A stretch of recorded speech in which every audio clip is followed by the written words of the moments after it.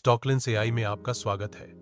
यहाँ हम एआई और मार्केट इंटेलिजेंस मिलाकर लाते हैं आपके लिए अगले हफ्ते की टॉप 3 ट्रेडिंग रणनीतियां। चलिए शुरू करते हैं।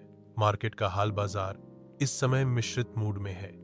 क्रूड ऑयल के दाम और ब्याज दरें दबाव बना रही हैं, लेकिन टेक और एनर्जी कंपनियों के रिजल्ट्स बाजार को सहारा दे रहे हैं। मतलब इस हफ्ते मूव सेक्टर स्पेसिफिक रह सकते हैं। रिलायंस ये स्टॉक फिलहाल 9,900 A3 1000 के अति महत्वपूर्ण स्तर पर खड़ा है।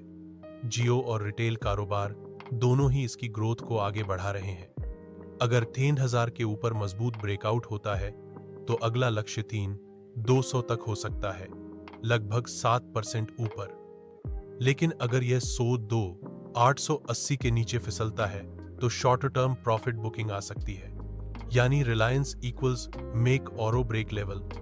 टेस्ला निवेशकों के लिए हमेशा रोलर कोस्टर सवारी। इस समय 220 पर मजबूत समर्थन दिखाई दे रहा है। अगर यह स्तर टिकता है तो लगभग 70% संभावना है कि 250 तक उछाल मिलेगा। लेकिन अगर यह समर्थन टूट गया तो 200 या उससे नीचे गिरावट संभव है।